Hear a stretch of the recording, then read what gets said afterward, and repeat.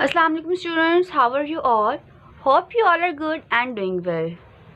So students, today is the fourth lecture of our first chapter, that is handling data. And up till now, we have studied about science, laboratory safeties, taking measurements and making difficult measurements.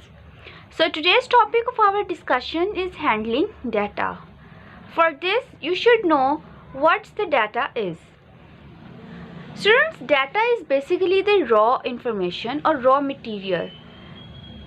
Basically, we collect it from some experiments and observations and then conclude it in some useful information that will be really helpful in future for others. So, to clarify more your concept, let's read it. Scientific information is sometimes called data. Very often an experiment gives you lots of data. Data is very useful if you organize and present it in the most appropriate way. So students, that scientific information that we obtain from some experiments is known as data.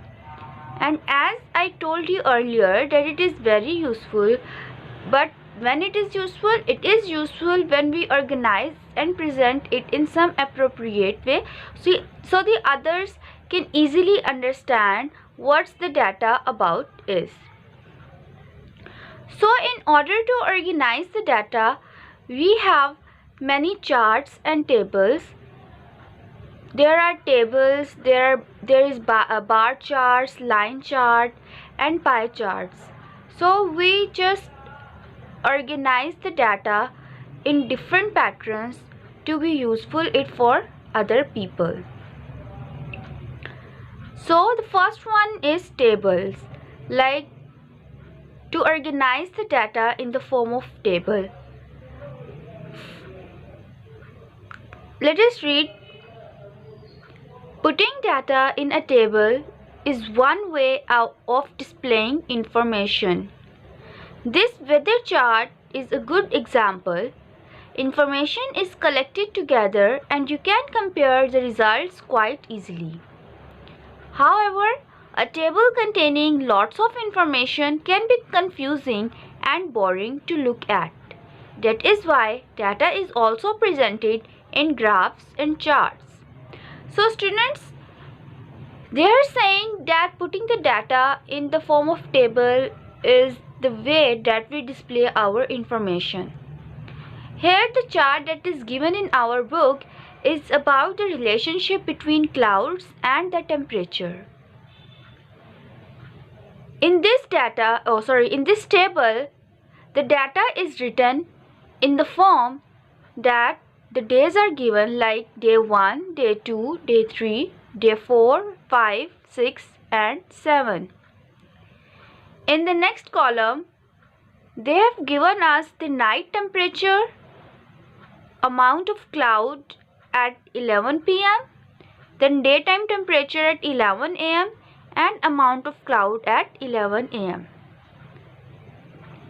In upper portion, they have given us the relationship between nighttime temperature and the clouds, and in the lower portion they have given us the relationship between daytime temperature and the amount of cloud at the daytime.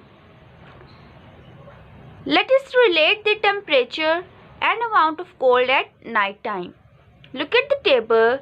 You can see that at day 1, when the temperature on night is 2 degrees Celsius or 2 degrees centigrade, the amount of cloud was bigger or larger. At night 2, when the temperature is 0 degrees Celsius, the cloud is smaller. At night 3, the temperature is -1 degree Celsius and there is no cloud. In night 4, the temperature is 5 degrees Celsius and the cloud is bigger. Night 5, the temperature is 6 degrees Celsius and the cloud is more bigger than the fifth one. In night 6, the temperature is 7 degrees Celsius and the cloud is bigger. And in night 7, the temperature falls to 2 degrees Celsius and the size of cloud also becomes smaller. It means that this table is showing the direct relationship between the temperature and cloud at the night time. Now, let us discuss the relationship between the temperature and cloud at the daytime.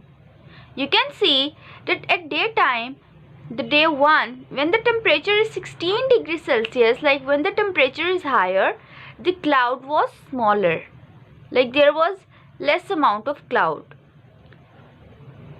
At the next day, the temperature rises to 17 degrees Celsius and the cloud also becomes smaller. At third day, the temperature rises to 18 degrees Celsius and there is no cloud at all. At the day 4, the temperature falls to 13 degrees Celsius and there is a large cloud than the 16 degrees Celsius. Means the temperature falls and the cloud becomes larger.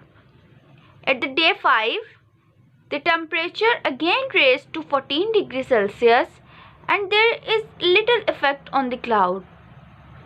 At day 5, the temperature again falls to 13 degrees Celsius and the cloud becomes larger.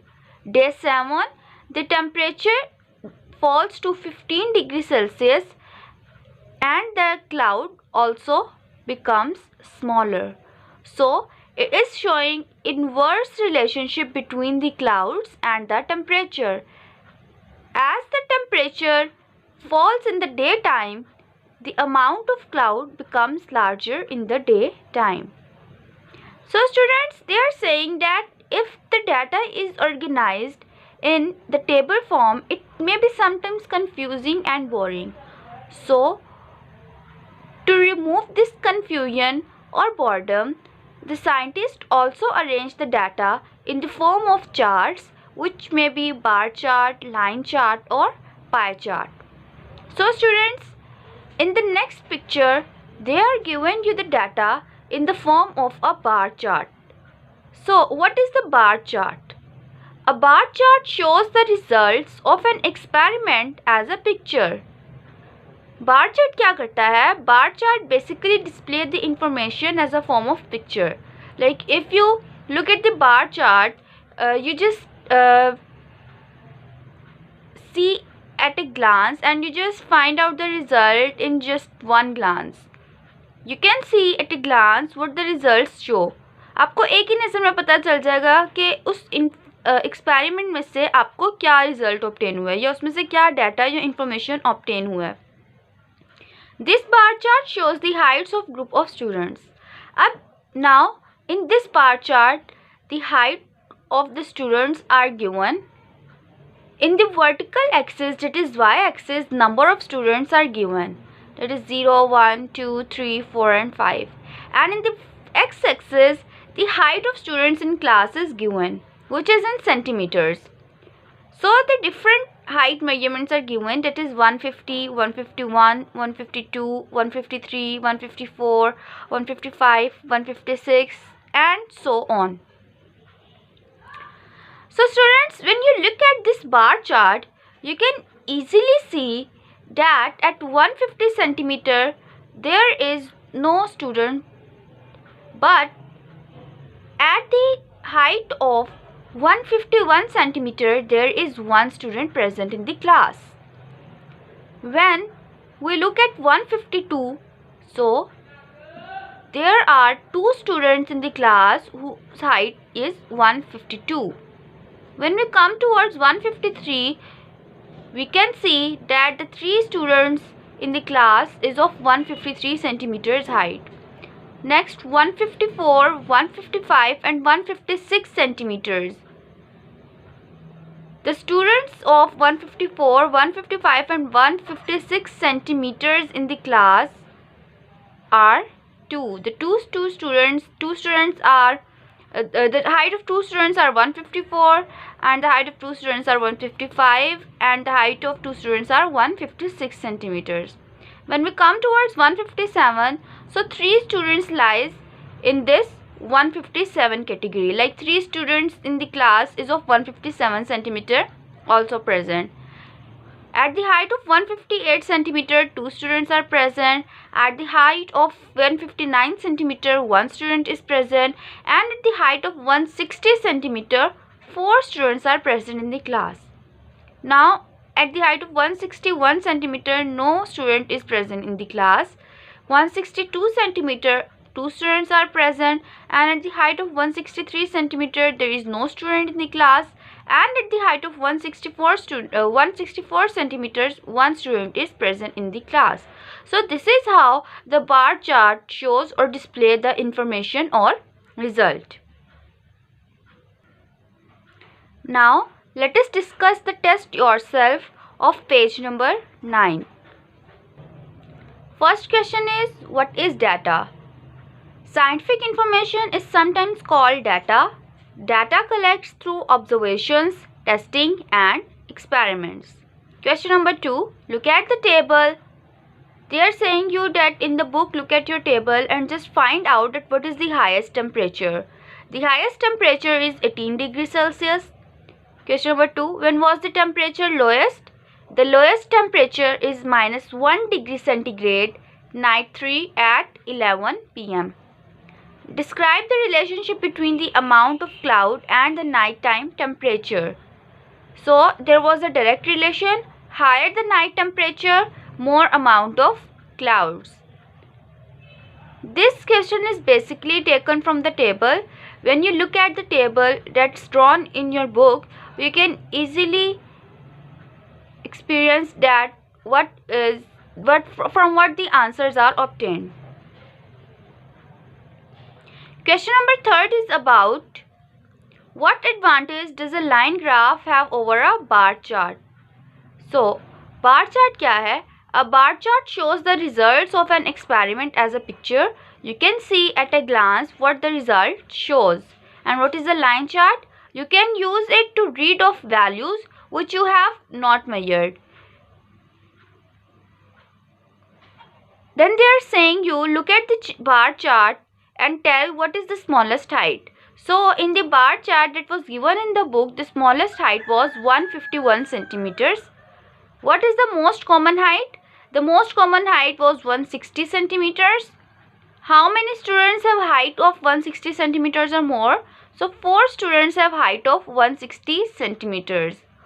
Hope you all understand what I read or studies you in this lecture. Take care students. Allah Hafiz. Thank you so much.